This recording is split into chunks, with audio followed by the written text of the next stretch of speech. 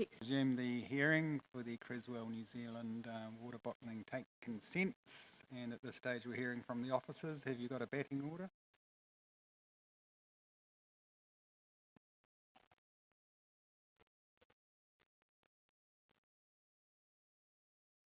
No, that's fine. We'll take the regional council position first. We've had the document handed up from Ms. Cranswick. Okay, that you're printing out, did you say? Yeah, that's fine. So let's just proceed through this document. Just read it aloud to us since we haven't seen it before. Thank you.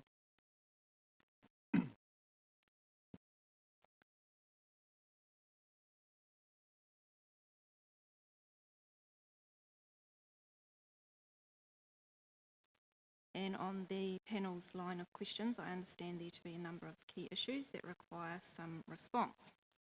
I address these below in no particular order of importance.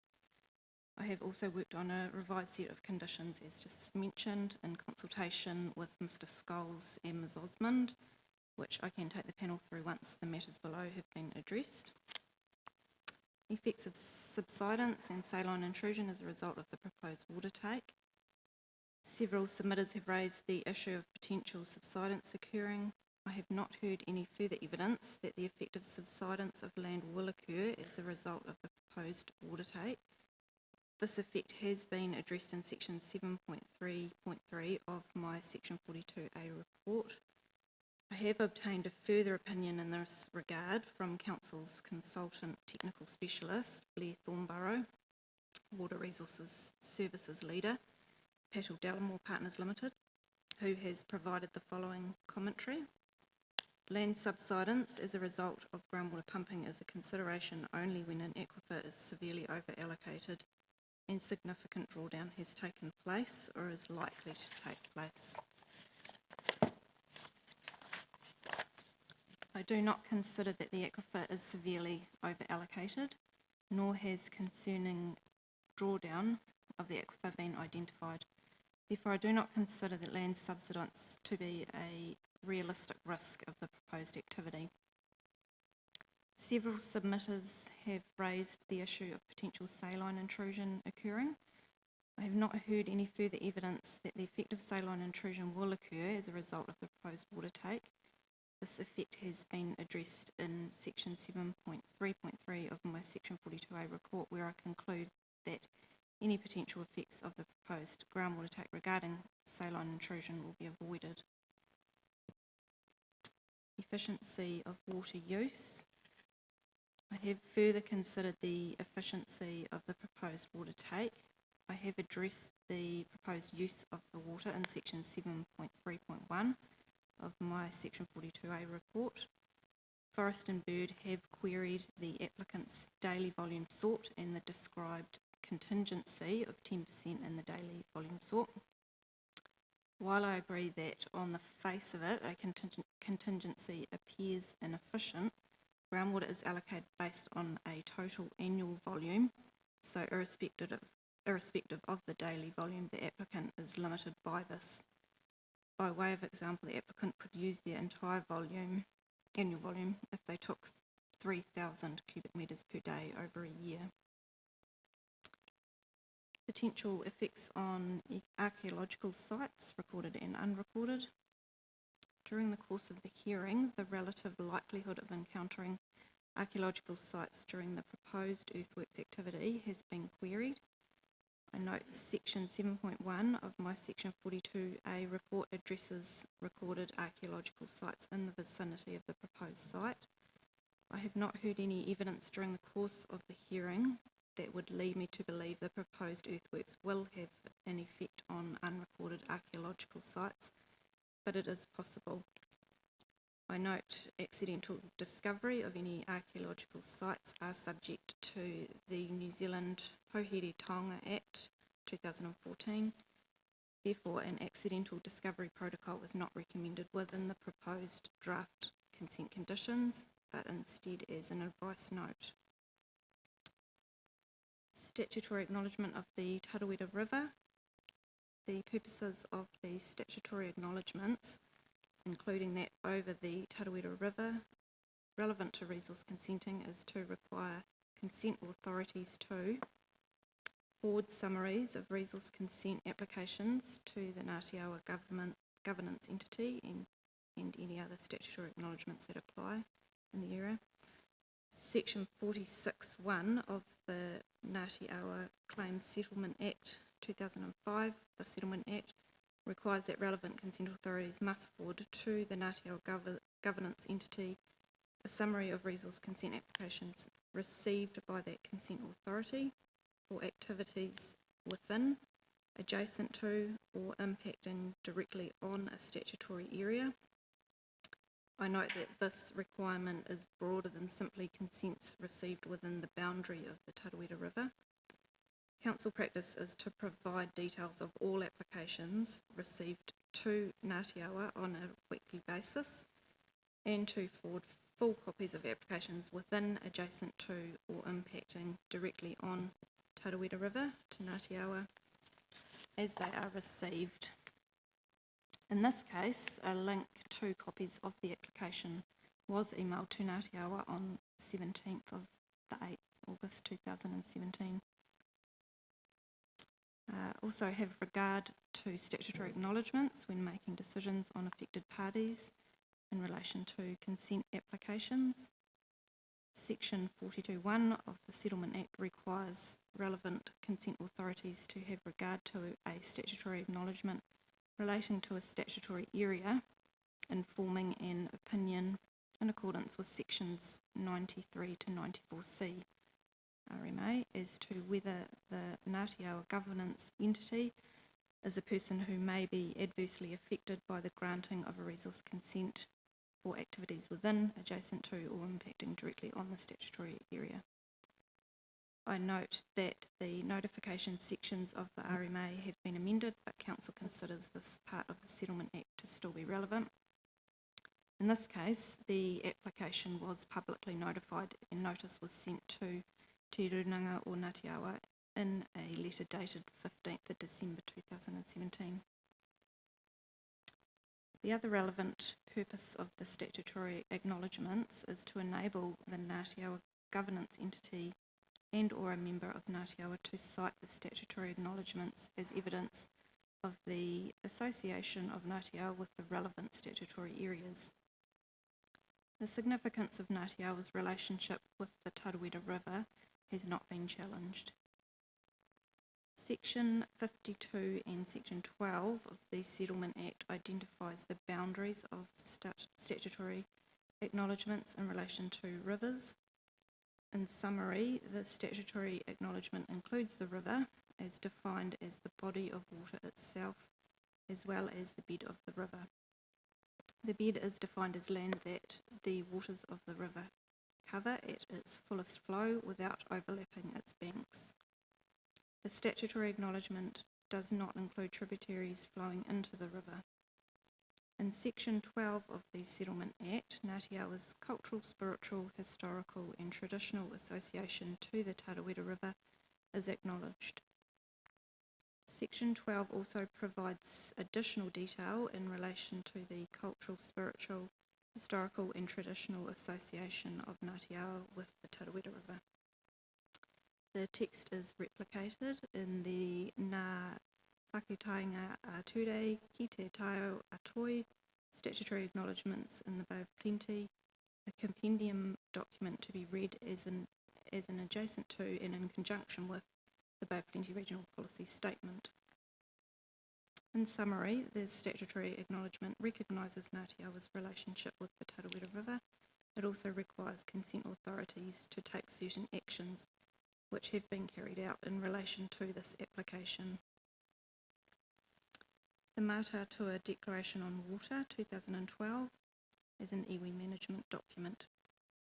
The panel has asked for staff advice on whether the Mātātua Declaration on Water is a relevant iwi planning document recognised by an iwi authority. I note the most relevant section of the RMA is section 61(2)A, which requires regional councils to take into account relevant iwi planning documents that have been appropriately lodged with the council to the extent that their content has a bearing on the resource management issues of the region when preparing or changing a regional policy statement. On 27th October 2017, Council were advised via email from Ngāti Awa Chief Executive Leonie Simpson that Te Runanga o Ngāti Awa at a meeting that same day had resolved to recognise the Mātātua Declaration on Water as a relevant planning document. A Regional Council publication entitled Using Iwi and Hapu Resource Management Plans in Our Work identifies that resource management plans should be considered as an other matter under section 1041C. In addition, Method 12 and Policy IW4B of the Regional Policy Statement require that relevant planning documents are taken into account in assessments of environmental effects, and that iwi and hapu resource management plans are taken into account in resource management decision-making processes, respectively. In my view, the Mātātua Declaration on Water is a relevant planning document recognised by Ngāti Awa, so should be considered as part of the determination of these applications as an other matter, considered relevant by the Consent Authority, as identified in Section 8 of my Section 42A report. Section 5.7.4 of my Section 42A report noted that the Mātātua Declaration on Water does not have any statutory weight under the RMA. I would like to clarify that this statement related to the purported ownership of water rather than the document itself. I think of most relevant from the declaration itself is the recognition that it is the sacred duty of present generations to ensure that water quality and quantity is available to sustain the lives of future generations. I think the proposal is consistent with that duty. The declaration also states that any person desiring access to water must seek consent from the tribes of Mātātua through the Mātātua Assembly. That has not happened in this case that I'm aware of, but engagement has occurred and a public process followed. The Regional Council is legally obliged to process resource consent applications under the Resource Management Act 1991 and mandated to allocate water through resource consents. Relevant principles of the Treaty of Waitangi. The RMA incorporates the principles of the Treaty of Waitangi, a formulation used in a number of contemporary statutes following the enactment of the Treaty of Waitangi Act 1975. Those principles have not been defined in legislation, although the courts and the Waitangi Tribunal have endeavoured to extrapolate the practical implications of the principles in relation to the factual circumstances of the proceedings and claims before them. Specifically, Section 8 RMA requires that all persons exercising functions and powers under it in relation to managing the use, development and protection of natural and physical resources shall take into account the principles of the Treaty of Waitangi, Te Tiriti or Waitangi. This section recognises the relationship of tangata whenua with natural and physical resources and encourages active participation of and consultation with tangata whenua in resource management decision making. I have identified the principles of the Treaty of Waitangi derived from the Court of Appeal decisions below and provided comment on them. So the principle, the two parties to the treaty must act reasonably towards each other and in utmost good faith. As stated in my Section 42A report, the applicant has undertaken extensive ongoing consultation and communications with various identified potentially interested tangata whenua groups regarding the proposal, both prior to lodging the resource consent application and during the process. Council has ensured that the application has, as far as possible, identified and considered effects of concern to tangata whenua. Relevant information has been provided to potentially affected parties, and parties have had the opportunity to participate in the consent process through a publicly notified process. In my view, all parties have acted reasonably towards each other and in good faith. The Council must make informed decisions which will often require consultation, but not invariably so. I consider that the council must make an informed decision on the consent application as outlined in my section 42A report. I requested the applicant provide an assessment of cultural effects. In addition, council publicly notified the application to allow a fully informed process to occur. I consider that with the information provided in the application and through the submissions and hearing, the panel has sufficient information to make an informed decision. The Crown must not unreasonably impede its capacity to provide redress for proven grievances. I do not consider that making a decision on this application will impede the capacity for the Crown to provide redress for proven grievances. Specifically, if legislation is introduced to recognise and or provide for Māori rights and interests in relation to water, it will need to outline how existing consents are to be dealt with. The Crown must actively protect Māori interests. This principle requires positive action, which will at times oblige councils to initiate, facilitate and monitor the consultation process as part of the duty to take into account the principles of active protection. I consider council has met those obligations. I note that the principle does not give Māori a right of exclusionary veto. I also note that sections 6E and 7A RMA actively incorporate the substantive or active protection aspects of the treaty principles, which are most relevant to the management of natural and physical resources. Section 6E requires council to recognise and provide for the relationship of Māori and their culture and traditions with their ancestral lands, water sites, wāhi tapu and other taonga. The language recognise and provide for in section E is a deliberate legislative contrast to the take into account in section 8. I discuss section 6E further in this response.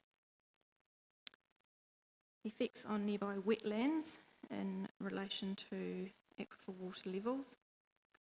Submitters have raised concerns about the levels in the aquifer and the effect that may have on wetlands in the area, and specifically Te Koheka Swamp Pa.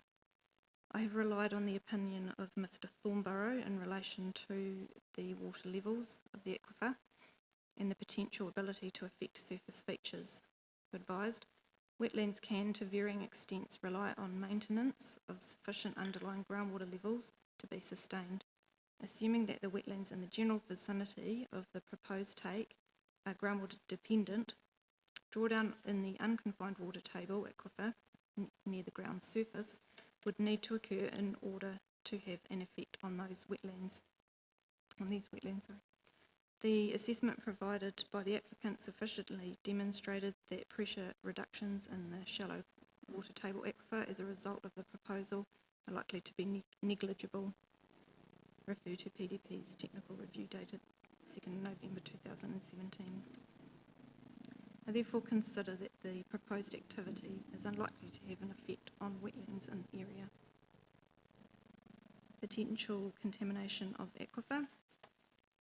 Submitters have raised the issue of contamination of the aquifer. I have received additional advice on this matter. Mr Thornborough concurs with the experts that this is unlikely to occur.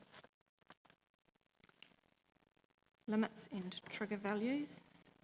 I note that the terms of limits and triggers have been interchanged freely throughout these proceedings, including in some of the evidence that I've put before the panel. I think that there are material differences between the two terms and that this needs to be clarified in respect of the conditions which I've proposed. Limits are intended to be absolute and that they should not be exceeded, and if they are then a compliance determination needs to be made. Triggers are different in that they require a response as dictated by the conditions if exceedances occur. I have recommended a mixture of limits and triggers and will discuss the clarification of this as I take the panel through the revised conditions that I have prepared in further consultation with Mr Scholes and Mrs Osmond. baseline monitoring and limits / triggers. I have explored further the possibility of providing a mechanism within the consent which would provide a robust and certain pathway to allow the applicant to amend trigger values should the baseline monitoring data suggest that alternative values may be appropriate. My view is that if this was to occur, that conditions would prescribe the methodology by which new values would be determined, and that council could then certify that the methodology had been suitably followed, allowing the new triggers or limits to be implemented. I have asked Mr. Scholes if there is recognised scientific methodology which could be prescribed through the conditions to allow this to happen. Mr. Scholes has advised that there is not a set methodology which can be prescribed, but rather that baseline monitoring can help suggest a range of values which then need to be considered against desired environmental outcomes, which are then tested like ecological monitoring that I've proposed. Simply put, it requires discretionary consideration of effects, and I maintain my view that this is more appropriately undertaken as a formal review of the consent. I note that the applicant's expert, Mr. Fullerton, was unable to resolve this issue when queried by the panel. That said, if the applicant was to present a suitable methodology which could be used, then conditions could be drafted to require this to occur, noting that those new limits triggers would supersede the ones I've recommended. Ms. Osmond has drafted a set of conditions to this effect, excluding suitable criteria for determining limits, which in my opinion would achieve that. However, I still struggle with the concept of having limits or trigger values which live in a document outside of the consent. I refer to my response to the Chair's written questions on this matter, which cites case law on this point. Pellet drain discharge, ecological monitoring. I understand that the panel is interested in the necessity for ecological monitoring, suitable monitoring sites, and the potential for ecological monitoring to be confounded by other impacts and discharges to the receiving environment. I have taken advice from Mr. Scholes on this matter. Mr. Scholes has reiterated his view that the ecological monitoring is necessary rather than a nice to have. An important point to note is that phosphorus is not in itself toxic to aquatic life, but rather can promote aquatic growth and macrophyte growth, algae, etc., which can be toxic and detrimental to existing aquatic organisms. Therefore, while imposing a limit or trigger value for phosphorus to background levels is good, there is potential that an increased load cumulative may still support adverse aquatic growth. Mr. Scholes notes the applicant's assertion that the Hallett drain water quality is not limited with respect to nutrients, and therefore that an increased load would unlikely lead to exacerbate algae and microphyte growth within the drain. Mr. Scholes considers that if the assumption on nutrient limitation is correct, then it might be reasonably expected that greater aquatic plant growth will not occur. However, he notes that current monitoring results to date presented in the evidence by Mr. Fullerton, the table at 82, show that most of the total phosphorus concentrations in Hallett drain have not been analysed to sufficient sensitivity and have not been tested for the dissolved component of phosphorus, dissolved reactive phosphorus, to conclusively support this assumption. Mr. Scholes also notes that aquatic growth is also dependent on the hydrological regime, temperature, light penetration, sediment, nutrient fluxes. All of these components may be impacted by the change in hydrology of the drain with the increased discharge, which I understand to be continuous. Therefore, Mr. Scholes is of the view that there is enough uncertainty in terms of the assertion of nutrient limitation and change to hydrological regime which warrants ecological monitoring for at least the 3 consecutive summers proposed. The proposed ecological monitoring, which I've recommended based on Mr. Scholes' advice and modified in consultation with Ms. Osmond, includes several measures to quantify aquatic plant growth. In terms of the appropriate locations to undertake monitoring, Mr Scholes has advised that it would be reasonable to monitor 20 metres downstream of the proposed discharge and upstream of the discharge. This allows for a reasonable assessment of any changes to ecology without undue influences on contamination from other discharges. The 3 summers of monitoring proposed would give an ecologist the data to compare changes in aquatic plants upstream and downstream of the discharge in comparison with baseline information collected before discharge. This methodology is also recommended to be applied to monitoring of macroinvertebrate assemblages as an holistic indicator of ecological health. There remains some disagreement between Creswell Limited and Council in relation to the duration of the various consents as summarised below. So for the earthworks activity and the temporary stormwater discharge, I still agree that 5 years is an appropriate term. The applicant has sought 25 years for the on-site effluent treatment discharge. Council position is that 12 years is appropriate term based on 10 years as the expected life expectancy of the proposed system and 2 years for the plant to be established, and policy 34 of the on-site effluent treatment plan, which recommends terms of generally 10 years. The wastewater and stormwater discharge, the applicant sought 25 years. Council's position is 17 years as an appropriate term based on aligning the expiry with the consent to take and use water to ensure that both activities are reconsidered together. And water take and use, the applicant seeks 25 years. Council's position is a 17-year term based on policy WQ 8BI with the regional policy statement, which directs applying a consent term of no more than 15 years unless, among other things, a longer term is demonstrated by the applicant to be appropriate in the circumstances. I do not consider that the applicant has demonstrated a longer term to be appropriate. The period for which any of these resource consents is granted is the period not exceeding 35 years from the date of granting specified in the consent, and if no such period is specified, is 5 years from the date of commencement of the consent. Section 123 RMA. The courts have provided guidance on how to specify such a period. In general, a decision on what is the appropriate term of the resource consent is to be made for the purpose of the Act, having regard to the actual and potential effects on the environment and relevant provisions of applicable instruments under the Act. The nature of the discharge, the sensitivity of the receiving environment to adverse effects, the applicant's reasons, and any possible alternative methods of discharge, including to another receiving environment. Specifically, in the decision on PVL Proteins Limited in Auckland Regional Council, the Environment Court determined a set of determination of the consent period. I discussed each of those considerations below.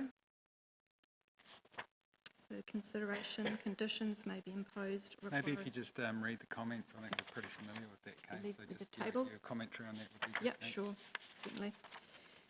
So comment, recommended consent conditions provide for monitoring and the supply of information in compliance with a set of minimum discharge standards.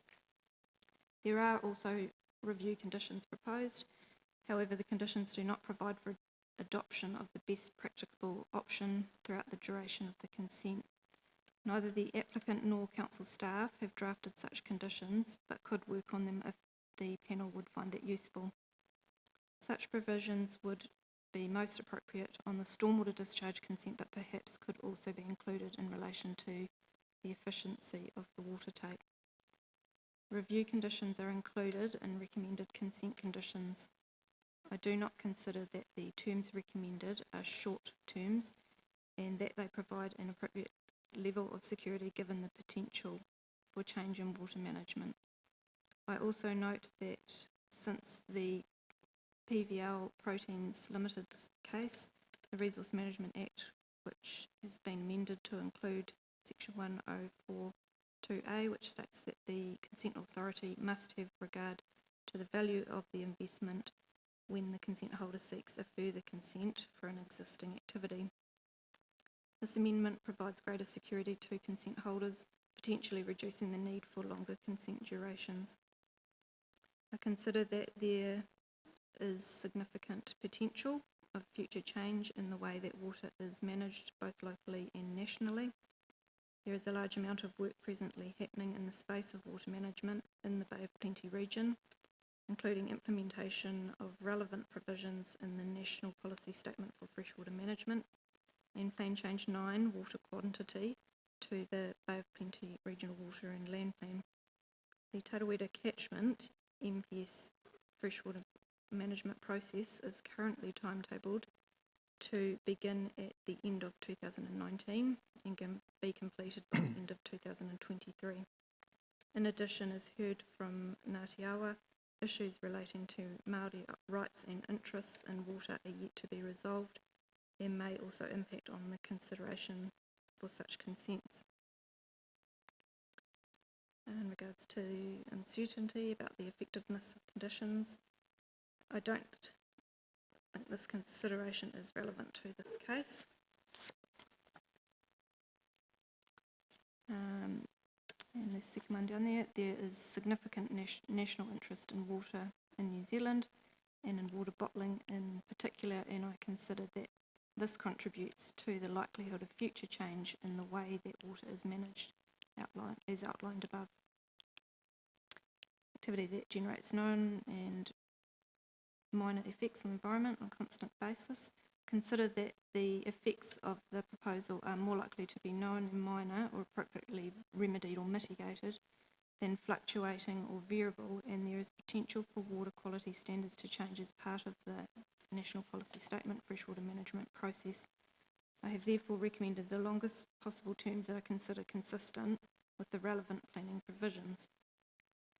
I note that the applicant's proposed approach of setting triggers for corrective action would suggest that a shorter term would be appropriate.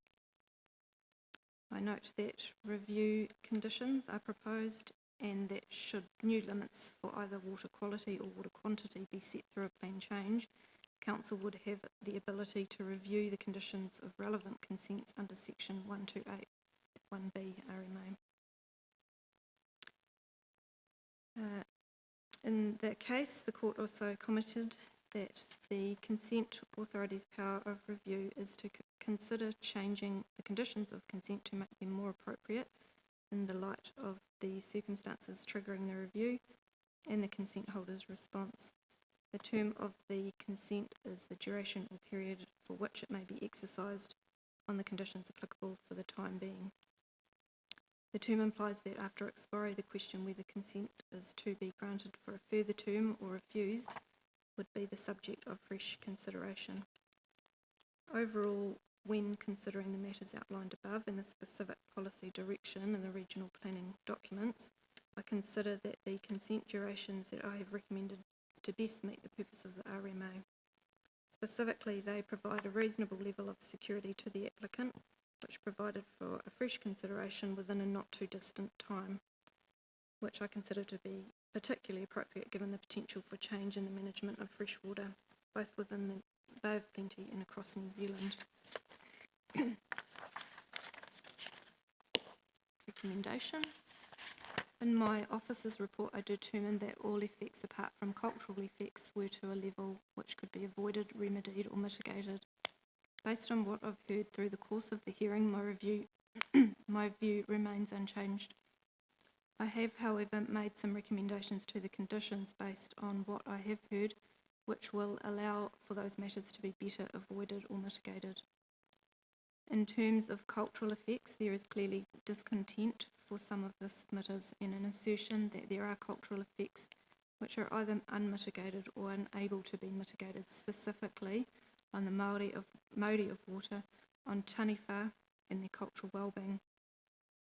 As outlined in my Section 42A report, tangata whenua groups have stated that the Māori of the aquifer and the wellbeing of the taniwha and kaitiaki within the spring will be affected by the proposal, and subsequently their relationship with the water would be adversely affected.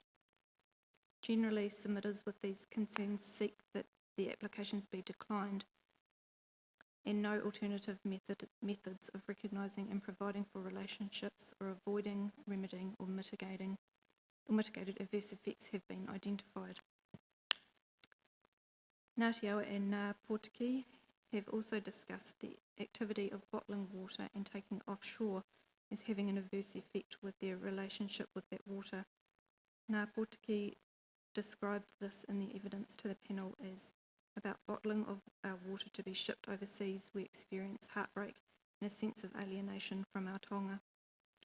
This suggests that the end use affects their cultural well-being. The applicant suggests that this is an effect beyond the scope of consideration. However, my view is that it is relevant to consider the effects of the use of the proposed water take, and therefore it could be reasonably considered as part of the decision-making context. Whilst these submitters have identified these effects, we are not aware of a way to remedy or mitigate these effects. It may be appropriate to provide for further involvement of tangata whenua post-grant of any resource consent.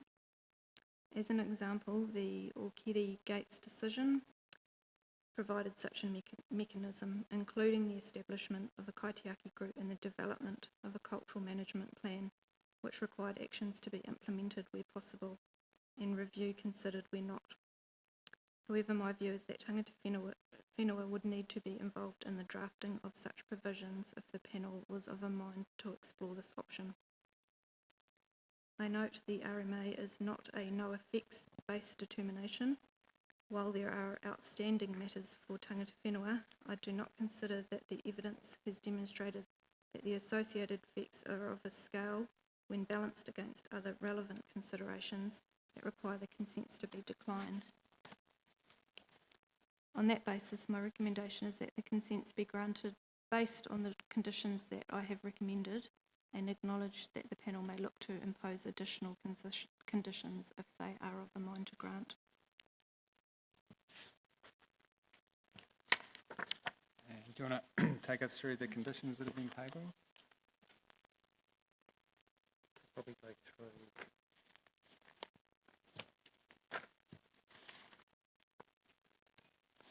Probably go through this one first. It's probably worthwhile noting that there's not many areas of disagreement in these conditions. Cool. Yeah, And just focus on the disagreement. Yeah, okay. Which one do you want to start with? So we'll start with the discharge of the treated stormwater and treated processed wastewater to water. Yep.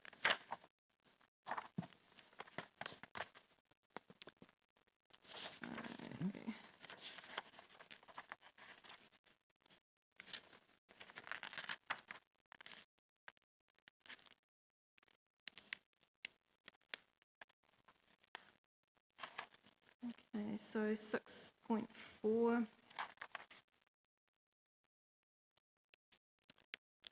In response to the applicant's comment, the applicant has confirmed that the proposed structure and construction thereof is permitted.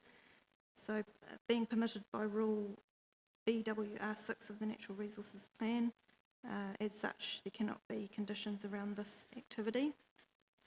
So it's to do with the outlet structure.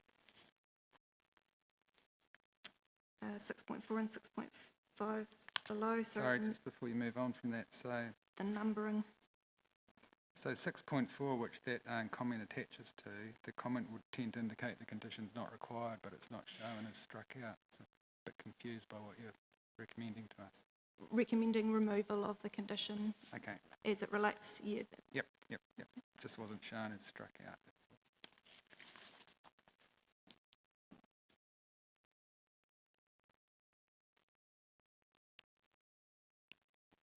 Sorry, carry on. And then the numbering has gone out of. So why don't you read it like this? Go 6.6 strikeout 6.5. Say if that's the one you wanted to refer to, the one that starts in sure. easily accessible. Yeah, 6.4 and 6.5 strikeout again relate to permitted activities, so they should be removed.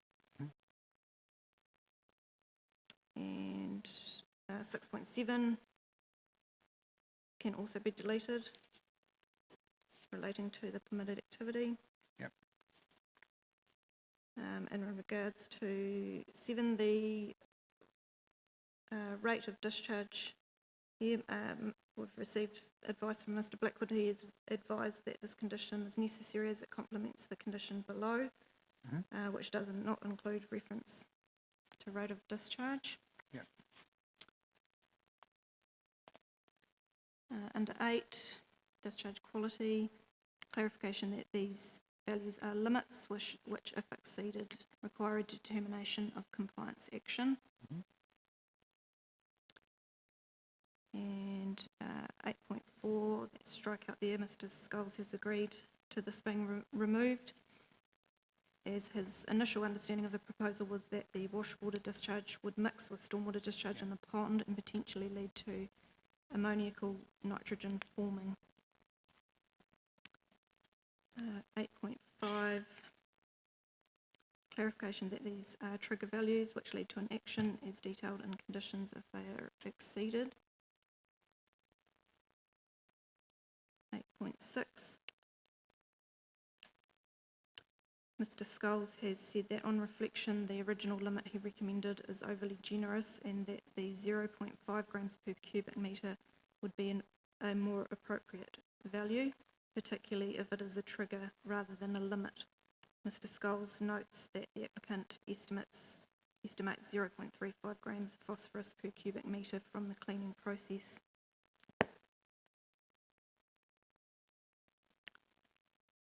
And then strikeout of 9.7, not sure what's happened with that numbering there, 9.14 and 18, 9.18. As discussed in my reply to the panel, these conditions are not recommended to be adopted because of the challenges that have been identified in establishing limits through conditions of consent and then embedding those conditions in the consent.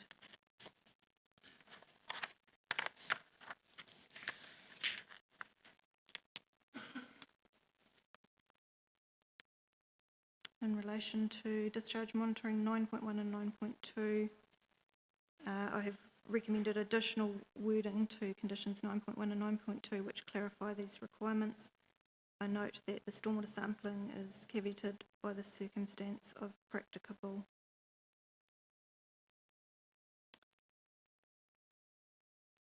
Uh, 9.3, the strikeout there that's proposed to be removed as discussed previously.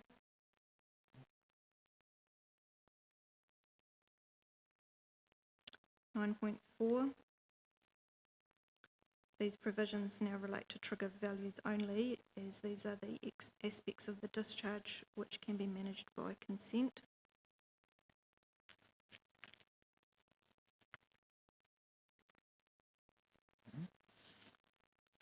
Uh, 10, the Hallett drain monitoring. I don't think there is enough evidence to suggest that this needs to occur as mitigation of a cultural effect. I think it would therefore be preferable as an advice note or side agreement rather than having council being drawn into determining whether consultation has occurred sufficiently.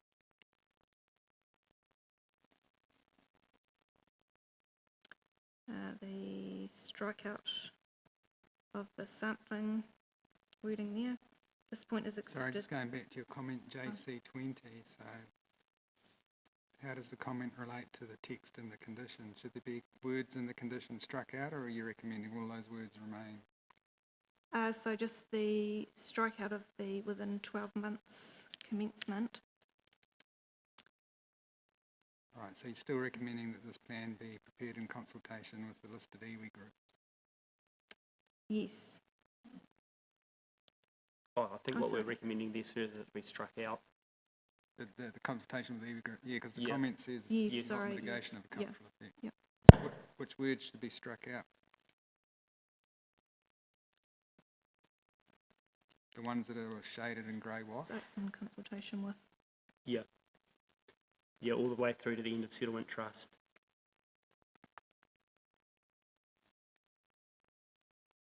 So it would, after the things in brackets, HDMP, all of those words would be struck out until we come to the words and submit. Will that be right? Yes. Well, no, because it has to be submitted to them. They'll have a certification role, so there's no need to consult with them. Yep, sorry, carry on. Okay, and then third bullet point down is the monitoring plan shall include as a minimum. This point is accepted, so the removal of that wording there in relation to the continuous nature of the discharge and that this monitoring plan is responding to process wastewater contaminants.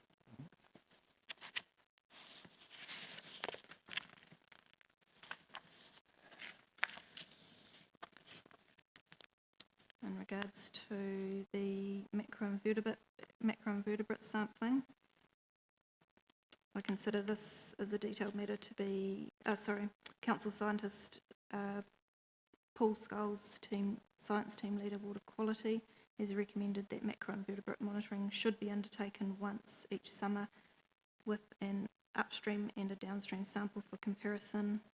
This level of detail can be clarified through Council's certification of the proposed methodology.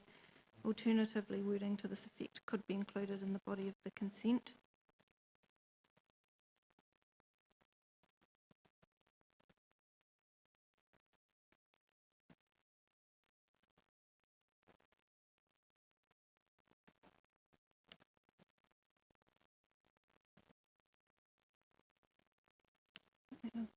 It's existing.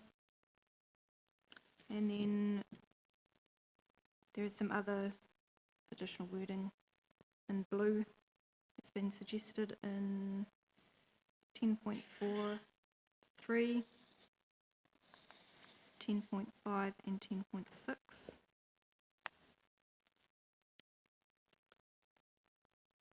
In regards to the term, the applicant has requested a term of 25 years.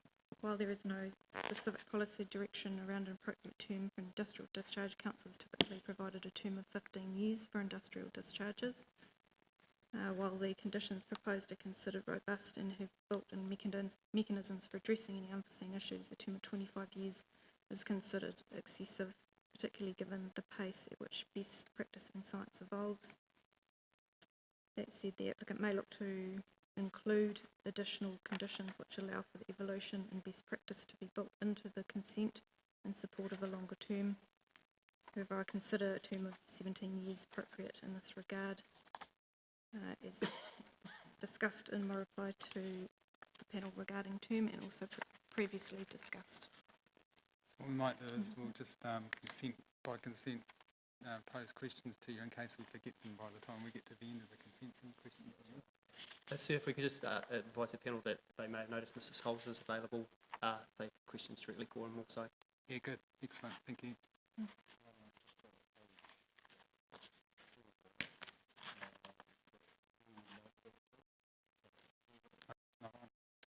Shari, can you turn his thing on, please?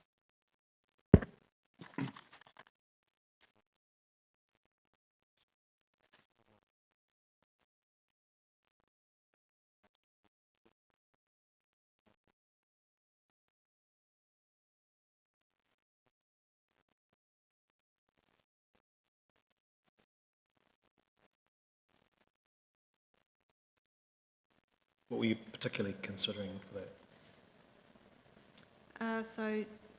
Just where practicable, obviously recognising that it may not be practical to collect a sample within the first 30 minutes.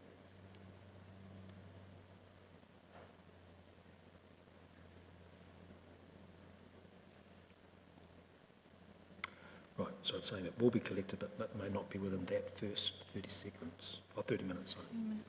Okay. Is it possible to have words to that effect? Well, I think we do use that term a fair bit through consents. Okay. Yeah, Or would that's there not be a change of justifying, convention? that's not justifying Okay. that it's appropriate. Okay.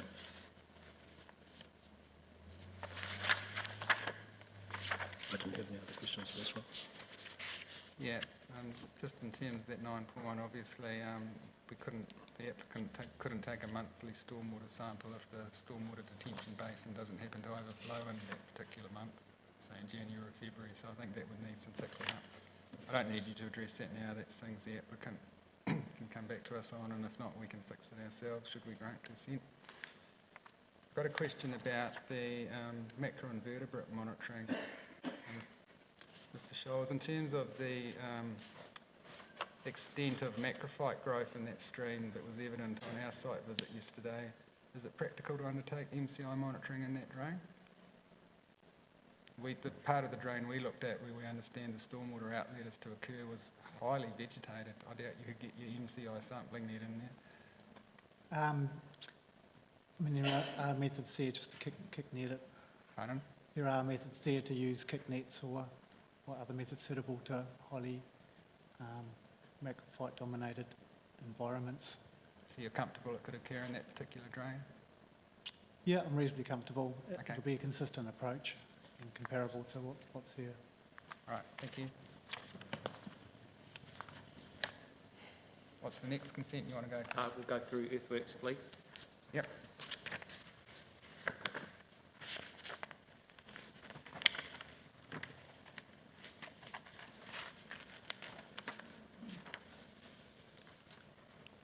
Okay, so 6.2. Ms Osman has suggested that this plan only needs to be referenced to in the district consents. I'm comfortable with that approach and understand that the erosion sediment control plan adequately addresses all necessary matters relating to the regional consent. In relation to 6.2, conditions 6.2 to 6.5 are proposed by Ms Osman as a mechanism to allow for amendments to the erosion sediment plan. I accept that these conditions can adequately achieve that. I have suggested an advice note to further clarify the intent.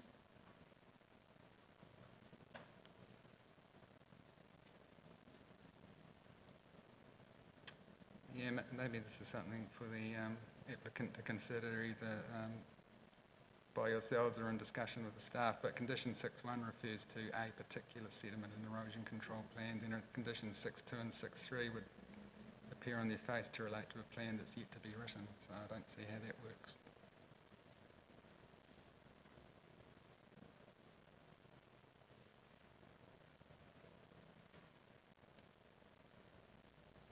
Uh, 6.4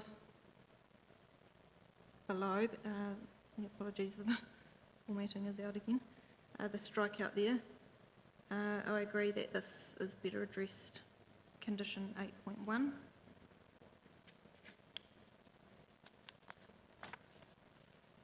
Sorry, you didn't answer my question. My question was that condition 6.1 refers to a particular sediment and erosion control plan that's already been written and submitted. Conditions 6.2 and 6.3 purport to relate to a plan that's yet to be written. So I don't understand. Perhaps there could be additional wording under that bullet point to say either that one that's been approved through the consent process or one that's further certified in accordance with those conditions below. Right. So I think that there need to be some extra wording saying should the applicant wish to submit an amended erosion and sediment control plan in replacement of the one referenced in 6.1, then 6.2 and 6.3 might apply. So I assume the applicant is taking notes of all of this verbal stuff. Yep. Okay, carry on, sorry. Sorry, that's okay. So the 6.4 strikeout, right down the bottom there, agree that that's better addressed at condition 8.1.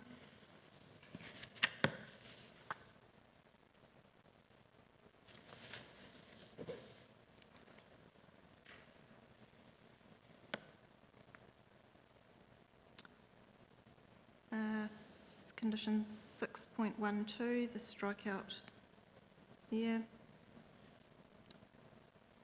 Happy for that to be removed, given that the erosion sediment control plan has been approved by council.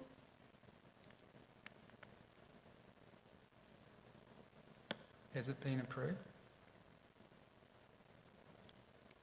So the erosion plan that's been referenced in condition 6.1, has that actually been approved? Does council have an approval role or a certification role? It's been certified as part of the technical review that it is appropriate for the proposed activity. Okay.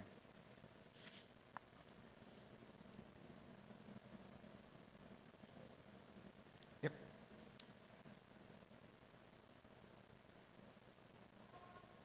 In terms of the accidental discovery protocol, the strikeout there, I don't think that the evidence presented confirms that all of the iwi mentioned have sought this as mitigation of effects.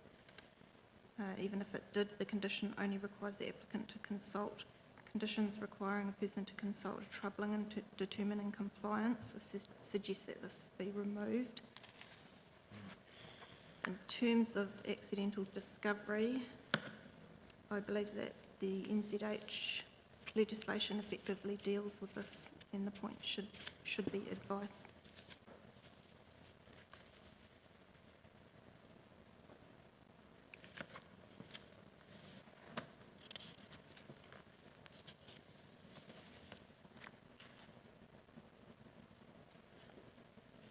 That's all for that one. I think in your response at paragraph 7, said potential effects on archaeological sites, you said the accidental discovery protocol is not recommended, so that's fine.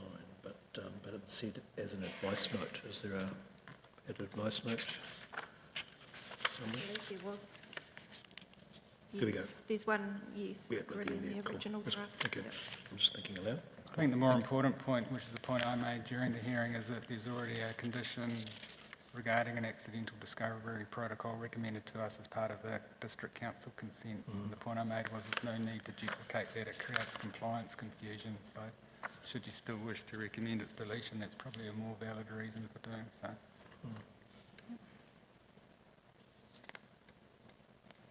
It's conditions 31 and 32 and Mr. Frentz's recommended conditions. Right, is that the end of that document? That was a question, is that the end of that document? Yes, Yeah, yes, okay. sorry, wasn't loud enough. Yes. Agreed. Next one? The one that logically follows on that is the temporary discharge consent conditions. Yep.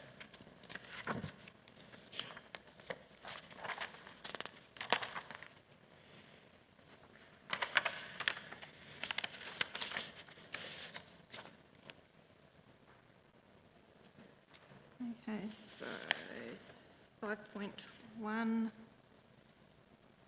some additional wording added in there. I have agreed to Ms. Osmond's proposed conditions to allow for this to occur. Yep. In regards to 5.4, turbidity, I have taken advice from Council's Earthworks Compliance Officer on this point. Turbidity is important as it specifically relates to the bottom line specified by section 107C, that a discharge shall not give rise to any conspicuous change in the colour or visual clarity. While a solution could be for downstream monitoring after reasonable mixing, the upstream water quality needs to be monitored and then the discharge assessed against that to determine an appropriate NTU limit at any particular time. Council's Earthworks Compliance Officer considers that total suspended solids and turbidity limits in the conditions are set at a level that indicates the pond is operating at an acceptable sediment removal efficiency rate and make compliance for both the consent holder and the council simple. As such, I recommend that they remain. Just in terms that I'm aware, different councils around the country approach this differently. Some like NTU and some don't. Is it standard practice for this council to impose NTU conditions? Yes. Is that a field measurement or does it require laboratory analysis? Sorry, say that again. Is that a field measurement or does it require laboratory analysis? Typically now it's a field measurement where they hold the, I don't know the technical term, the disc that they put in the water and it gives them they can take a visual determination on whether it's suitable or not. Is that right, Mr. Scholes? Is that a field measurement, NTU? No, it's not. It is, it can be, you can have a handheld NTU sensor. Yeah, You can also have a visual clarity wedge, which also can measure NTU, which can be used, it's not as robust, but it's a pretty relative measure, and can be quickly used in cases where water is reasonably discolored, not too clear. Otherwise, they have to do laboratory people. so in terms of a compliance test, if a prosecution was to be taken, for example, on the basis of non-compliance with an NTU standard, would that field test be sufficient? I don't think it's on recorded and measured against your upstream and downstream. Okay. That's the end of that one, is it? Yes. Okay. Which one now? There's only one in here. Okay, so for the taking use of groundwater, just one Yep. point in there. And that's to do, so 6.0, it's worded, Yeah. numbered at the moment, that's strikeout. Yep. In relation to the Whakatane District Council, recommended this condition be removed based on the evidence we've heard Yep. on this point. Okay. And then just the issue of duration, which we'll come back to probably. And last but not least,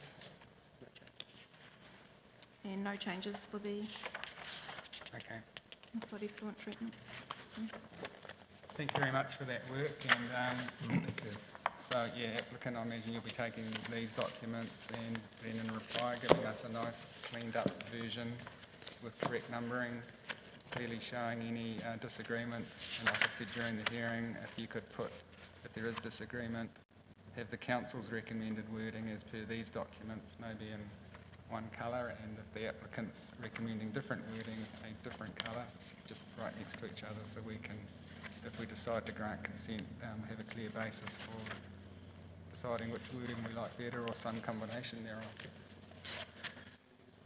Yep. I just had a question. Yeah, questions, go.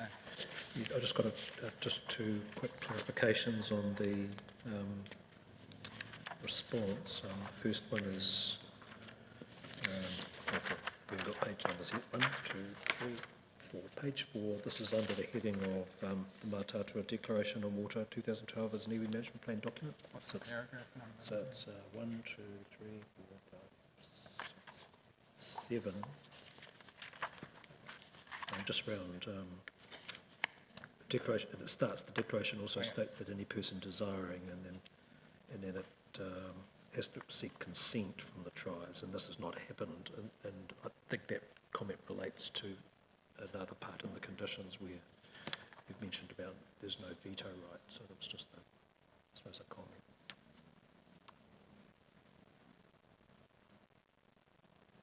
I guess the question sorry to interrupt, the question I had when I read that paragraph is, are the officers recommending that the application is deficient because that consent wasn't sought, or are the officers saying that the nature of that document and its weight is such that consent doesn't need to be sought? Which is it? Yeah, it's the latter. Consent, yeah, okay. It doesn't confer a veto right. And the nature of the document is Yeah. such that consent's not required to be sought. Yep. Getting a nod, yep, that's good. The last one is under 34, the second paragraph there, and it was the 1, 2, 3, 4, the fourth line down, provide a reasonable level of certainty, but I think I might have heard you say security. But it might be my ageing ears. Was it security or certainty you said? It says certainty there, but I think you said security. So it says specifically they provide a reasonable level of certainty to the applicant. Did you mean security? Sorry, so we're looking at the comments in the boxes. No, below the boxes, and it says 34. In that case, the court also commented that, and in that second paragraph, 1, 2, 3, 4 lines down, sorry. reasonable level of certainty. Certainty, sorry, Okay. yes, Okay, thank you. confirm that. That's all.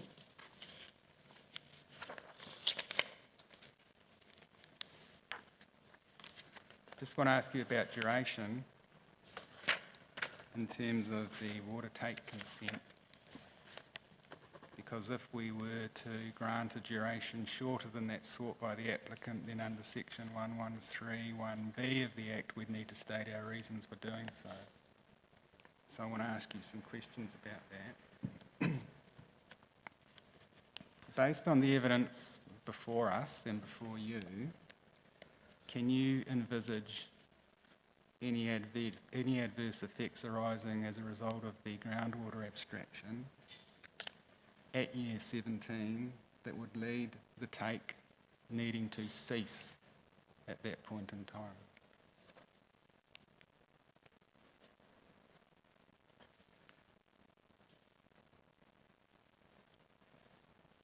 Sorry, can you ask the question? Yep. Yeah. Based on the evidence, based on the technical evidence before you at this time, can you envisage any adverse effect occurring at year 17 as a result of the groundwater abstraction that would require that abstraction to cease at that time?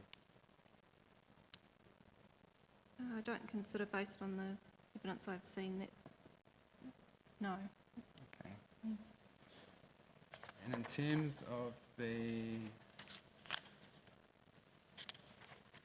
assessment that you did, in terms of that PBL proteins case, it seems to me that the rationale you're proposing in support of a shortage of the 17-year duration relating to changes that may occur to freshwater management regime, either as a result of the MPSFM or more likely as a result of changes to the Council's regional planning provisions in its FNU process, which I know you call it something different here. It appears to me that that's exactly what section 1281B of the RMA is designed to address. So I don't see those arguments providing much weight towards a 17-year duration. If I can answer that one, sir. I think that section it clearly allows something to be done if new limits are brought in, and we need to look at consents and bring them in line with those limits.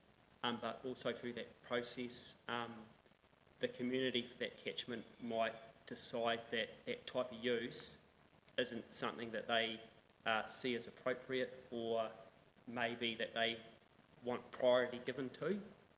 So that might be quite a shift in terms of the values of those people in that catchment that could be reflected in future planning documents. So section 128 wouldn't give an opportunity to revisit that issue. You revisit the consents on that basis if that eventuated. And do you accept there's probably an equal chance that that might not eventuate? Yes.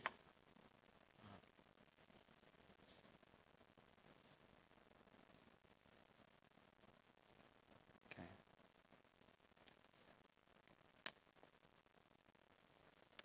So I'm just thinking aloud, so in terms of reasons that we might, if we decide to go with 17 years, specify in our duty to comply with section 1131B of the Act, the reason would be that the community expectations regarding the use of water might possibly change. They could, yes. Is that the only reason that the officers can come up with?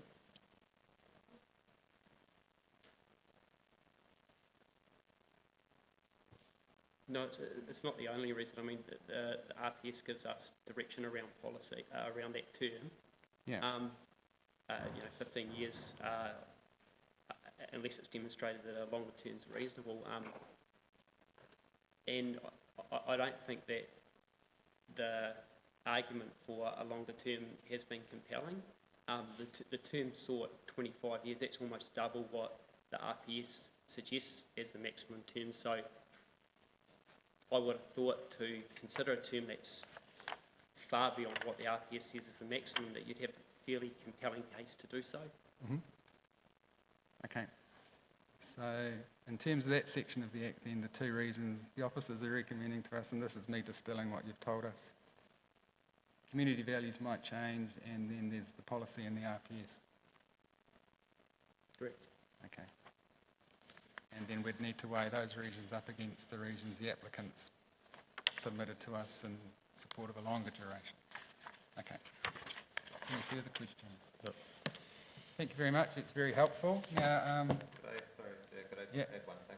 Commissioner Coppin had also asked about the Ngāti Rangiweawahi cultural flow work. Oh, yes, oh, yes, yeah. yes. And so we have been providing some advice to both Rotorua Lakes Council and Ngāti Rangiweawahi who are intending to jointly apply for renewal of the consent from Taniwha Springs for Yes. municipal supply.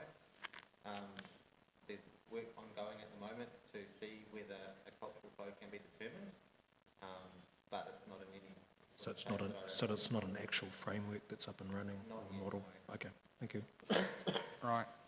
So when the submitter was talking about a cultural flow model, did they actually mean using cultural monitoring indicators to determine an appropriate minimum flow over and above sort of aquatic ecosystem, Yes. like over and above a typical IFIM study, for example? That's right. So that Oh, that's what that means. what they're anticipating the consent application to request Yeah, is a specific flow that will be allocated but Yeah. remain in the water.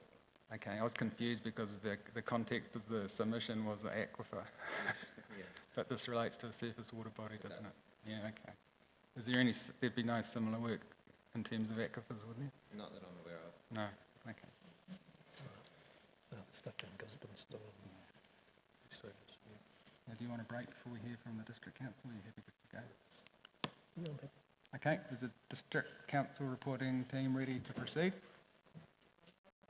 Process on the 19th of June 2007.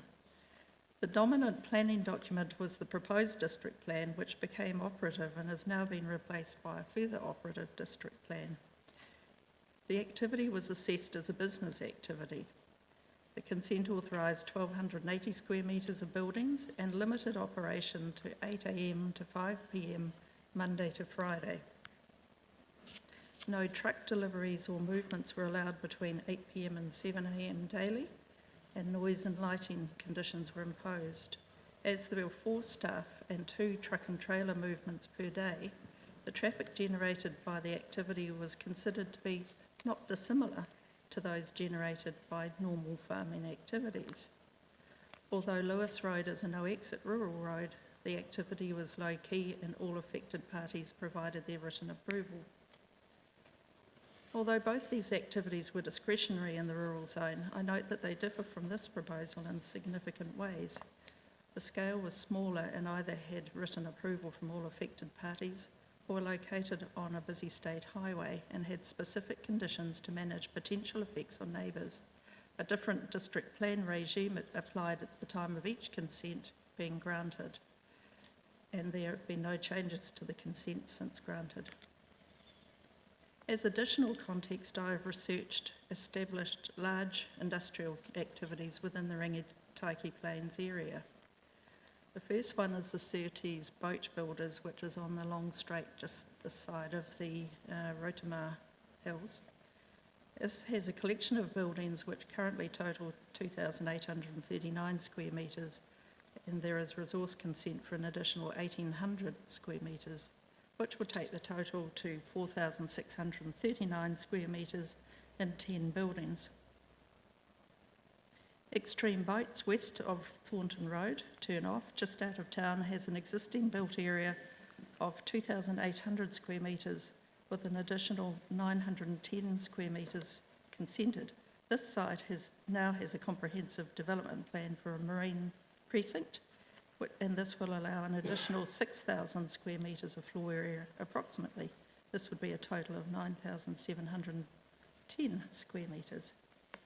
By comparison, Fonterra in the Edgecombe industrial zone has a total built area of 33,277 square metres and several buildings on a 108,650 square metre site.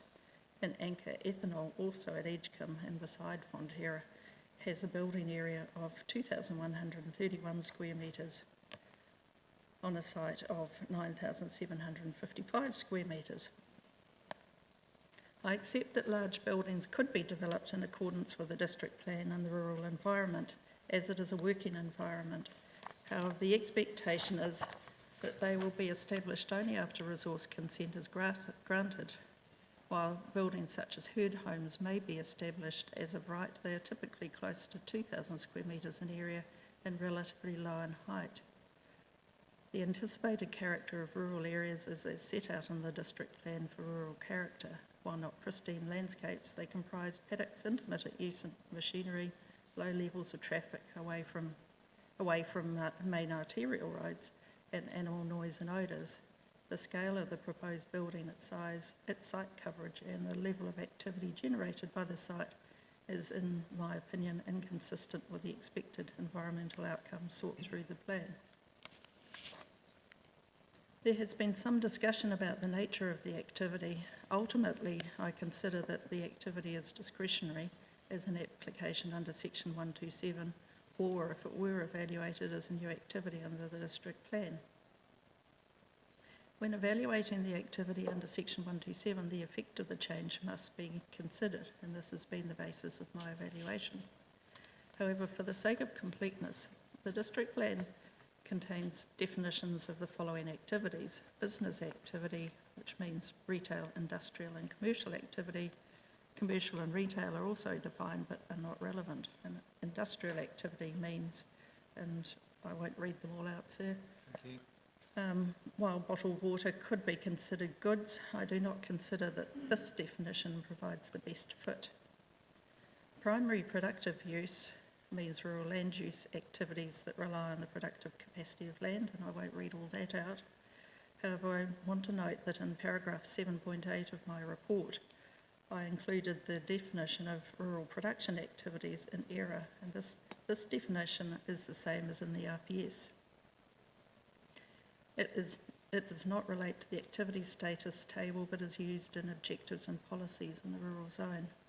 It includes the words at the end of the primary productive use definition of, also included in this definition are processing and research facilities that directly service or support those land use activities. However, especially within the rural plains zone, processing and research facilities were not considered to have a direct requirement to locate on versatile soils, so were omitted from rural production activities. Sorry, they were omitted from primary productive use. Quarrying and mining have the same definition and refers to take, win or extract. Sorry, can you backtrack? So Sorry, I've confused myself again. Did you read in a correction? The correction is, in my report I had the full definition. Which words did you correct in the written page in front The, of us? oh, sorry. The last words were on the last line of that paragraph. Yep, I refer to rural production activities. yep.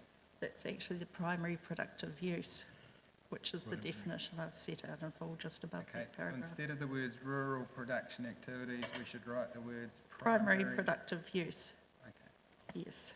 I do apologise again. that's all right. Okay. And then I Okay. refer to quarrying and mining, which refer to the minerals. Sorry, I mean same definition as in the RPS. The rural production So activities. the is- quarrying and mining have the same definition. Yes. Okay. I would, I don't know that one actually, I didn't check back to the RPS, but yes. Okay. I note that mineral has the same meaning as cited in footnote 91 to Mr Randall's opening submissions. It has been my understanding that the Crown Minerals Act, from which this definition is taken, does not include water. It is not managed under that Act. But it's not my area of expertise, the Crown Minerals Act. The final definition is rural processing activity, which means an operation that processes, assembles, packs and stores products from primary productive use. These activities are all discretionary in the rural plain zone, except for industrial activities, which is a non-compliant activity. My conclusion is that if the application had not been made under section 127, then it could be considered as an activity not otherwise listed, which is also discretionary. This was on the basis that it did not entirely fit under the definition of a primary productive use, as I did not consider that water as a primary product, i.e. something produced in the same way as a crop is grown or minerals won. However, I understand and accept it could be interpreted under the definition of rural processing activity, which is discretionary. However, I remain of the view that it fits best under that activity not otherwise listed. But either way, the status is discretionary. It would only be if it was considered an industry that it would become non-compliant. I want to clarify that in evaluating the suitability of the site, I have not at any time suggested or concluded that an appropriate location for this activity would be in a commercial or industrial zone. This would clearly be unrealistic. However, examples have been noted at this hearing of water bottling plants being based in an industrial zone, so there is nothing specifically rural about water as a resource to bottle. Therefore, in referring to appropriate location, I consider aspects such as access and minimising adverse effects on surrounding properties to be relevant. The example I identified of Aurovida is an example of a water bottling plant drawing from the same aquifer where there is frontage to a busy state highway characterised by existing heavy vehicle traffic, and the traffic effects are therefore more readily absorbed. The alternative in Lewis Road, also I understand drawing from the same aquifer, is a short no-exit road, but the low scale of the activity was less than a typical rural activity and enabled written approvals to be obtained from the affected parties. Overall, I consider that the presence of other water bottling plants in the wider area which draw from or overlie the same aquifer indicates there is not a specific functional need for the plant to expand on this site. In relation to strategic objectives, I address strategic objective 3 and also strategic objective 2. And they're set out. Strategic objective 2 relates to adverse effects of incompatible use and development on the environment. This strategic objective in Policy 1 seeks separation from or management of adverse effects of incompatible uses. I've considered that the proposed expansion of the water bottling plant will be incompatible with the local environment. I then turn to strategic objective 3, which talks about economic development and growth for a wide range of business activities. I note that this objective and its policies refer to business activities, which I have referred to above in the definitions. The plan defines them as retail, commercial or industrial activities. Therefore, I understand the focus of this and this objective and policies to be more aligned to non-rural zones. However, Policy 1 promotes business while maintaining a high level of amenity. Therefore, a balance is still sought. At the time I wrote the report, the cultural impact assessment had not been received from Ngāti Awa. I note that it had been requested as further information and it was only received by Council and myself at the beginning of this hearing. Therefore, I've had limited time to consider the content, but have had the benefit of hearing from submitters. I note that most of the issues relate to the water take and that these are matters that have been addressed by Ms. Cranswick. In relation to the statutory acknowledgement, notice was served, or a copy of the application was served on Ngāti Awa, but no submission was received in relation to the land use consent under the district plan. In relation to this application, I consider the potential cultural effect relates to accidental discovery and may be addressed through an appropriate condition in this or the earthworks consent. In relation to the principles of the Treaty of Waitangi, Commissioner Coffin has requested consideration of the relevant principles In response, I consider that relevant to this hearing and process in relation to the land use consent are the requirements to act reasonably in good faith, to actively protect Māori interests, including what is important to them, and to make informed decisions enabling iwi authorities to identify how issues have been or are to be addressed. This includes ensuring that Māori are consulted on matters of importance to them. This hearing has provided a further opportunity for issues of concern to be presented to the Commissioners. The matters raised in section 6E in relation to the relationship of Māori and their culture and traditions, including water and land, 7A, kaitiakitanga, and 8, the Treaty of Waitangi, have been raised through this hearing, and I consider that this requires consideration of Part 2, at least to the extent of these sections. I also note that the Commissioners have heard from submitters about climate change, which is a matter identified in section 7I. I am aware of the case law, but note that both areas are matters that are subject to change. However, I consider that climate change does not impinge on the land use consent and related evaluation. In relation to conditions, I remain of the opinion that there are potential district-wide benefits that may arise from the proposed expansion and that there are adverse effects for the local environment. Some of these effects, such as the physical design and capacity of the road and the design of the rail crossing, are technical matters that can be addressed through compliance with appropriate conditions. However, I consider that there are local adverse effects for adjacent and nearby residents which together are likely to result in a significant change to the character and amenity values of the rural environment of Hallett Road west of the State Highway and Johnson Road.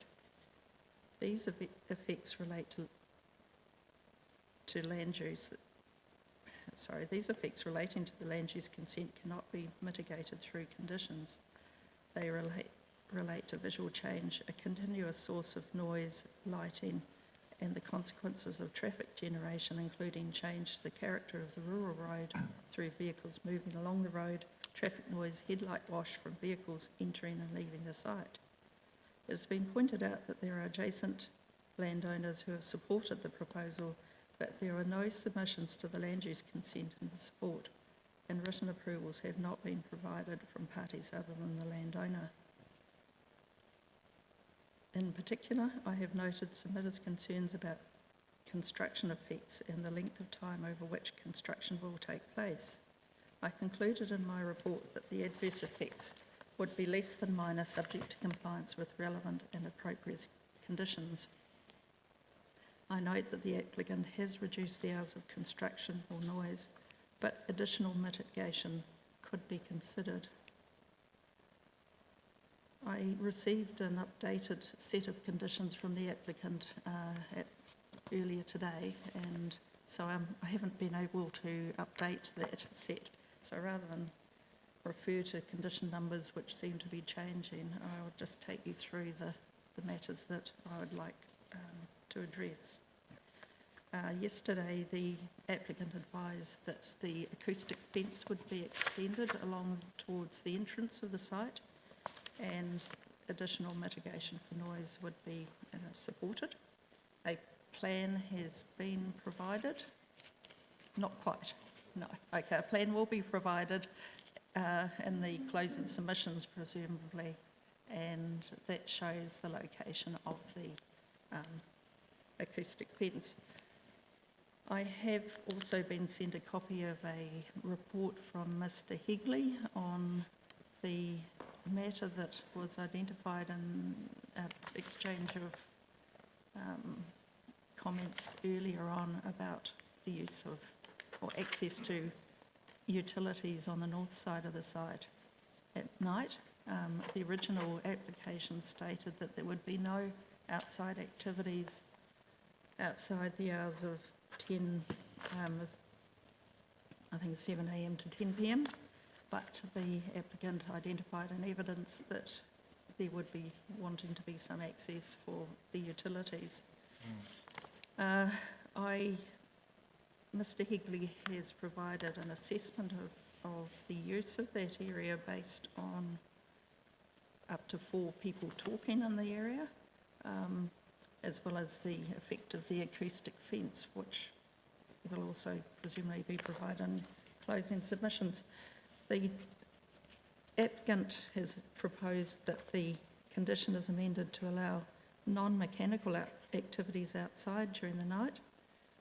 However, I consider that this requires additional definition because it could lead to differences of opinion in the event of a compliance issue, especially as the acoustic assessment talks about people's voices outside, whereas if work is involved on the utilities, whether it involves tools or some sort of equipment, it could exclude the use of machinery, but I think it opens up a bit of a gap in what is intended, and I'm not satisfied at that stage that I've received an adequate definition of what type of activities would be proposed in that area. In relation to the construction management plan, the applicant has asked for wording to allow for the consent holder to have the contractor prepare it. I do not accept that as appropriate for the consent or for the condition wording, as the consent holder must remain responsible for compliance with conditions.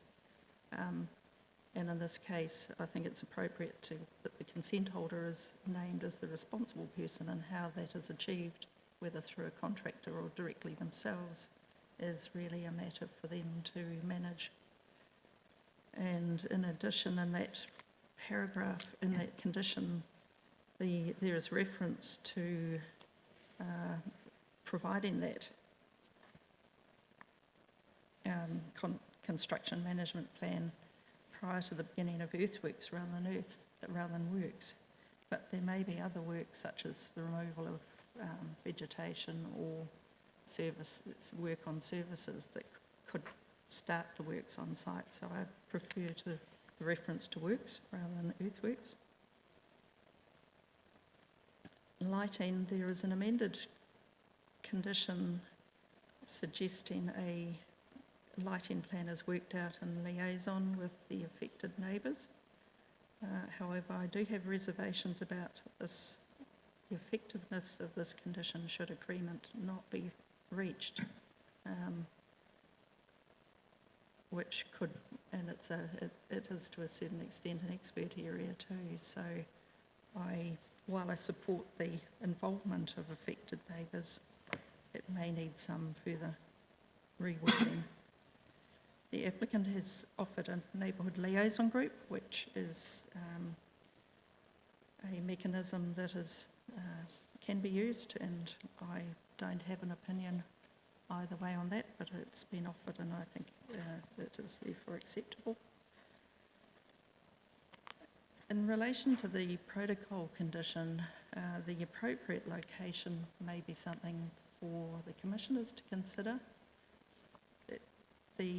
It may be in this condition, in this consent, because this provides the overall scope for the works on site, and the earthworks consent, the regional council earthworks consent may be consequential rather than the first base. So just depending on how the framework of consent conditions fit together. Just on that point, can the officers jointly inform us what's the convention in the Bay of Plenty for this? It differs all around the country. Is this usually a regional matter or a district matter where there's overlapping consents? Co-iwi discovery protocols. Is it It's often duplicated. yeah, so assume we don't want to do that. What's the preference? Which council wants to put their hand up for this? We do craft conditions around that we attach to earthworks consents. So happy for those to be attached to conditions that we've recommended if those consents are granted. It would presumably be reflected in the construction management plan or site management plan, so it could be referenced in the... Yeah. I don't see a problem with it being in the regional council consent. Yeah, I'm just keen to avoid should consent be granted, a situation where the two councils are just stand there pointing at each other, which I know has happened in other parts of the country, particularly in the Horowhenua one. I think locally we take a belt and braces approach, and that's probably not the best. No. The other conditions that I referred to in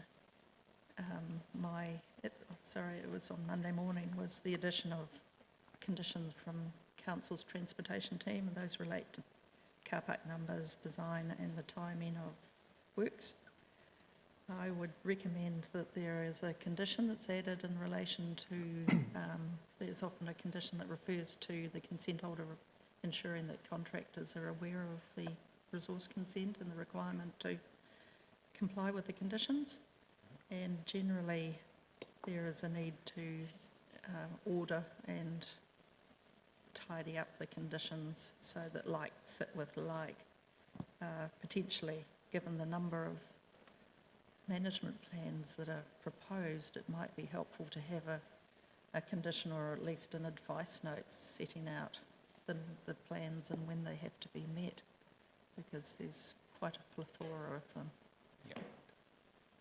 But I can circulate those amendments if required, but those are my comments on the conditions. Yeah, thanks. Come back to that in a minute. And your overall recommendation to us is? Is that on the basis of the scale and potential adverse significance of the adverse effects on the local environment, that consent should not be granted?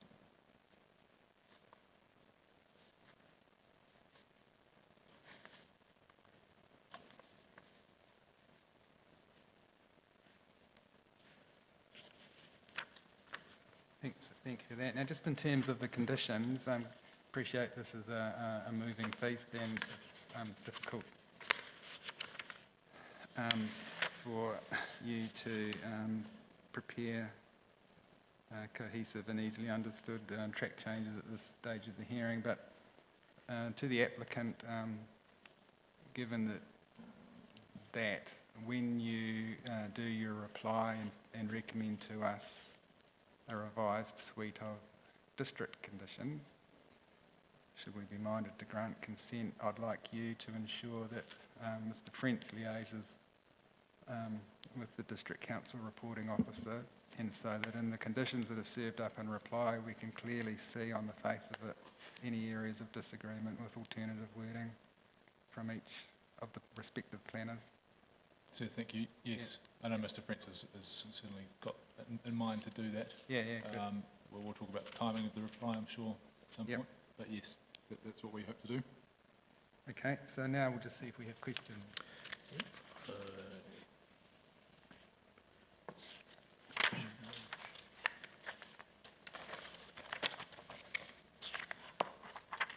Page 4, just under the heading number 4, location, 1, 2, the third paragraph, which is the last paragraph. This is just a clarification. It says, overall, I consider the presence of other water bottling plants in the wider area which draw from or overlie the same aquifer indicates there is not a specific function or requirement for the plant to expand on this site. So I was just wondering, what are you saying exactly that was in the context of those other plants? That there are obviously water bottling plants established on sites in the vicinity, but they're spread over a reasonable area. So the water resource, or there are water bores available through that area that could have provided or support other water bottling plants. And this site is not, it's not specific to this site. Sorry, look, I don't want to put words in your mouth, but are you saying that this proposal could be anywhere where the aquifer is? Essentially, yes. That's what you're saying? Yes. Okay.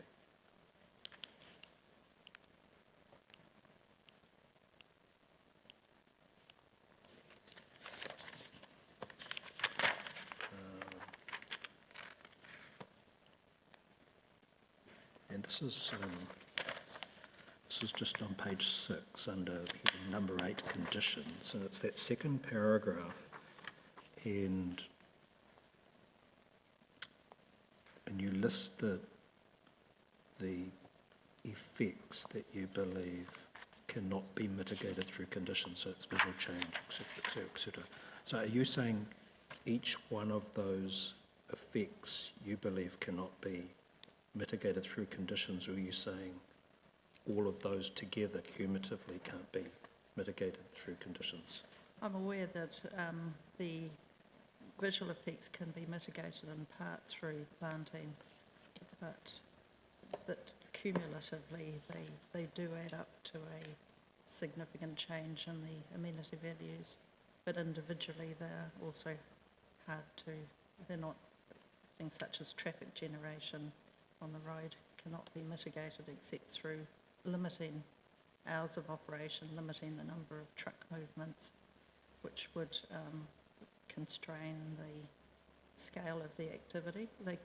So I suppose in answering the question a different way, yes, they could be mitigated through quite severe change to the scale and type of operation on the site. So you're saying that some of these can be mitigated in part through conditions? The visual together they- change has, for example, conditions been imposed or suggested for retaining the shelter planting around the boundary, for adding to that planting, maintaining it, change through time with a living screening. It doesn't hide the development of a site altogether over time. Yeah. Their shelter belts are living screens, such as the one along the road outside this building, and there will be gaps and replacements required from time to time. Okay. So it's not a complete solution.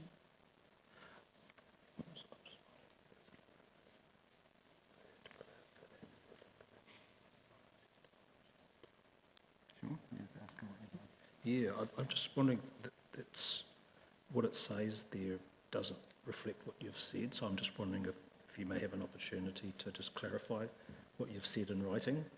Yes, it was put together Yes, I simultaneously, so completely I understand that. do So apologise. there's a list and what it says, and It what I wasn't- think you're intending to say are slightly different, so Yeah. yeah, It was not I'm more than intended happy to for be you to clarify that for me. Yes. That would be good, thank you. I could certainly do that. It wasn't intended to be a complete list, but it was obviously not quite completely Yeah. formed. And just on the last page, this is just on page 7. Yes. What I was trying to do as you were talking was correlate the list in that paragraph we looked at to the bullet points that were here in terms of some recommended conditions that could be added. So Yes. it would guide me. I'm not sure if the chair might have a different view, but if there were topics for the conditions Yes. that they fitted under, then when we get the draft Okay. conditions, then we can correlate those bullet points to those particular parts of the condition. That would be helpful. Or more usefully, just actually do Mark what I've asked Or for, just put which them is straight to in. have your suggested wording incorporated in the applicant's revised suite. Or if you Yep. just totally disagree, just have a comment saying, no, I I totally would disagree. happily do that. Yeah, I that'd only be great. received Yep. the latest set of Yeah, yeah. conditions this morning or No, that's right. lunchtime, Yeah, so that'd be- I that'd be- apologise that I didn't No, that's get good. that up. It's not a criticism, it's just clarifying our expectations. But I can send that through. You don't need to send it through. I'm asking for it to be your views to be incorporated in the applicant's Okay. reply suite of conditions. Yeah. So we We'll don't, talk to each that's other. what we'd like. So Yes. we don't need anything further from you in that regard, other than incorporating your suggested wording for conditions in the applicant's suite. I will talk to the applicant. So Are they going to talk to you Yes, because or they've they already can talk agreed to to do me. that? Okay, I didn't have any other questions. Okay. Thank you. Just wanted to ask you also about that paragraph that Commissioner Coffin took you to, which is on page 4. Location, and the very last sentence, there is not a specific functional requirement for this site. And you said in verbal response to Commissioner Coffin that what you meant by that is the plant could be anywhere where the aquifer is. And while it's true that a plant could be located anywhere where the aquifer is, isn't this plant dependent on the existing 2 deep bores on the site, which my understanding is to sink a deep bore is about $1,000 a metre, certainly bores of that size. So there's about at least $500,000 of existing asset at the site. Isn't that relevant to determining functional need? Those wells exist on that site, they don't exist somewhere else. I had understood that part of this process was to approve the water take as well. But yes, I certainly, well, it came up in the hearing in terms of renewals of consent, in terms of investment, but yes, water bores, they certainly do represent the significant investment.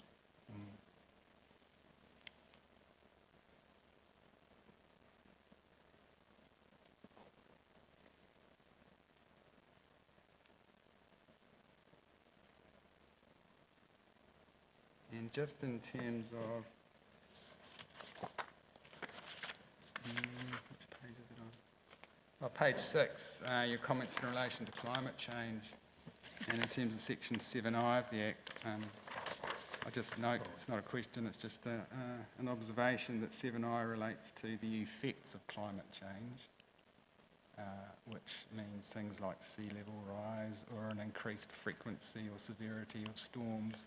7I does not relate to the causes of climate change, No, which I think some of the submitters were wanting to interpret it in that manner, and the law doesn't provide for that. no, I accept that. Yeah, okay. Do you have another question? Oh, no. No.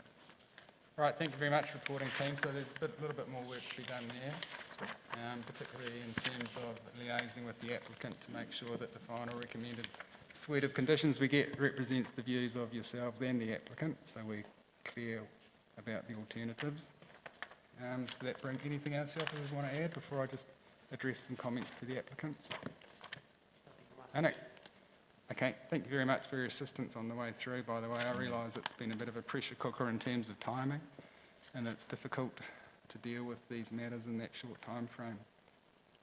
To the applicant, just before you say anything that you wish to say to us, I understand you're going to do a written reply, so no doubt you'll advise us about likely timing on that. There's a number of matters that we would like you to give some further consideration to in your written reply to us. And I'll just go through them slowly. First is that we'd like you to give further consideration to the need for heavy vehicle, i.e. truck movements to and from the site on a Saturday. We'd also like you to give further consideration for the need for container yard operations to occur on a Saturday.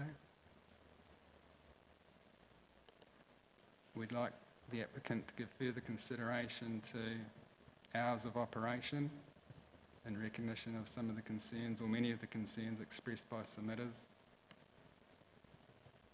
who were making the observation that the hours proposed for this exceed those that might normally apply to a business activity. We'd like to get a better feel for the likely pattern of heavy vehicle truck movements to and from the site over a year, in recognition that while applicants applied for a maximum take of 5,000 cubic metres per day, it's been stressed to us in evidence that on average it's only going to be 3,000 cubic metres a day. And there was some suggestion that may or may not directly correlate to truck movements. We'd like something a bit more definitive on that. Does it or does not affect the 182 projected truck movements per day? And if so, how? There's been numerous concerns expressed by submitters about, in their view, that the projected number of additional full-time equivalent employment positions might sometime in the short future be nullified by the introduction of automation in the plant. So we'd like some further comment from that on the applicant as to the likelihood of that, maybe with reference to, is it the 14 other plants that exist in China?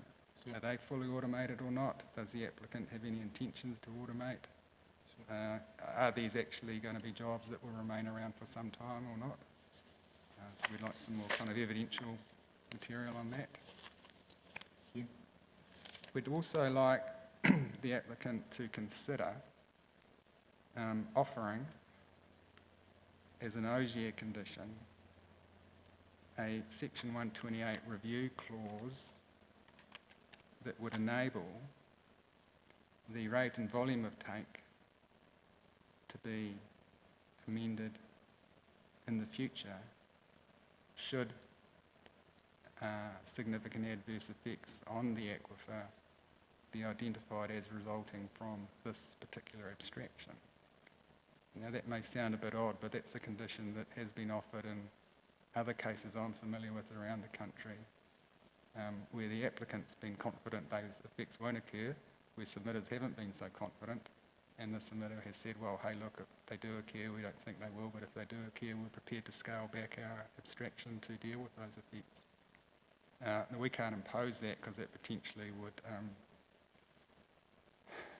cut across the exercise of the consent, but it can be offered by an applicant. So could you just maybe think about that? And on the matter of duration, an opening, and I think in maybe an evidence of the company representative, it was asserted that the project wouldn't proceed, and I took that to mean it would be uneconomic if a 25-year duration wasn't granted. We don't have any evidential basis for that assertion. We haven't seen a cash flow projection, a capital repayment schedule, a debt servicing schedule, anything like that to demonstrate that is the case. So we'd like some evidence to support the assertion that the project can't proceed if a 25-year duration is not granted, and would be happy to make an order under section 42(1)(b) if that material is deemed to be commercially sensitive. Yeah. Thank you for that indication, sir. Yeah. Anything else you'd like? No, that was it. So those are things we'd like you to cover and reply over and above the matters that you are going to discuss with the officers in terms of conditions. And no doubt there'll be a raft of other things you'll wish to draw to our attention, but those were things we wanted to make sure you covered off. Thank you, sir. That's very, very useful. Thank you. Is there anything you'd like to add at this stage, apart from giving us an indication of the likely timing of reply? Just be aware from our perspective there's no rush, because the only party potentially adversely affected by a delay is yourselves. So we're in no great hurry to receive the reply. We'd rather you took time to do it thoroughly, and that would then mean we wouldn't need then to come back and request further information. So really just asking for an indication. Yes, sir, thank you. We were originally thinking to do it quite promptly, but on reflection, I think if we could have a couple of weeks, 10 days, and perhaps even to the Friday, Friday of the... Oh, look, we're not going to hold you to any particular time, 2-3 weeks, whatever you need to do a nice, concise, useful, informative reply with nice tidied up conditions, clearly indicating differences and addressing those matters that we raised there. Thank you, sir. Let's say the 18th, if that's okay, the 18th of May. Yeah. I think it's 2 weeks from this coming Friday.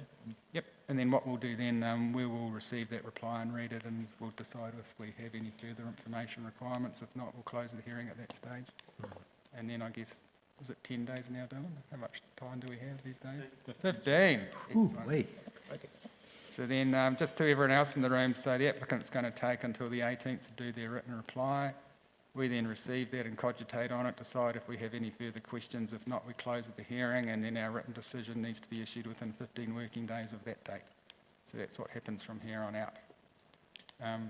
The decision is then issued, and then anyone who doesn't like it, who's a submitter, can appeal to the Environment Court. Just, one point, I think, sir, briefly. Ms. Nicholas was going to update, I think, her analysis in light of Yes, she's going to supply a replacement paragraph for that paragraph that Commissioner Coffin drew her attention to. Yes, and so I don't want to hold Ms Nicholas to any particular timeframe, but I suppose it'll be useful to have that within the next few days if Yeah, that you'll be was able to do that. possible. I'll You don't Tomorrow. get 3 weeks, I'll either 2, do 3 it weeks. tonight or tomorrow. Even sort of by the middle of next week would be, No, tomorrow's good. Tomorrow will be. thank you. She hasn't checked her emails yet. Let's make it tomorrow. Thank you. So anything else? The only other point I was going to make, Sue, but this will be clarified in the reply, was just Yeah. about certainly in opening, the assertion wasn't that a 25-year term was necessary was absolutely necessary, but it was Right. it was more about a discouraging effect for a lesser term. But the clarification that you've sought, helpfully, Okay. we'll work out what we can provide you by way of further clarification. Okay, and following on from that, if the applicant can come to a conclusion that a term less than 25 years would be adequate in recognition of the officer's recommendation to us, then that could usefully be included in the reply Yes. as well. Yeah, we'll reflect on So those if- points. Yeah, if the applicant still wishes 25 years, we'd appreciate an evidential basis for that. If the applicant can concede a shorter duration, that would obviously be useful to be conveyed to us as well. Yes. Yep. The only other point, if this is the end, sir, would be to express my gratitude and on behalf of the applicant to all the participants in the hearing and particularly the council teams, all of the submitters, of course, and the commissioners for a very civil and well-run and good hearing. Thank you. Excellent, thank you very much. And likewise, we extend our thanks and appreciation to all the parties, the applicant and their team, reporting officers and the submitters. The submitters, you're a very important part of this process, and I can assure you that your concerns will be taken into account. And with that, we now adjourn the hearing, pending that process that I outlined just before. So thank you all very much and enjoy the rest of your week. Ka pai. Hoi anō, he tukunatu ngā mihi kia koutou kua tai mai nei mō ngā rā e toru, ki te whakaputa ngā kōru e pāna ki tēnei kaupapa nui he kaupapa whakahirahira mo te hapori, nō reira he mihi kawana kia tātou. Kia koe tū, ki te anea kia koe, he ata tika mō tēnei wahanga i whakakapia tātou hui. Kei a koe, he karaki e whakakapia tātou wahanga? I'm just asking, I've seen two, he's Yep. sitting in the back chair in the back of the room, and I've just asked him if it would be appropriate if he'd like to close our proceedings for this week.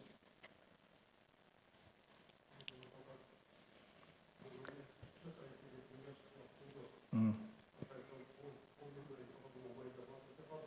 Mm.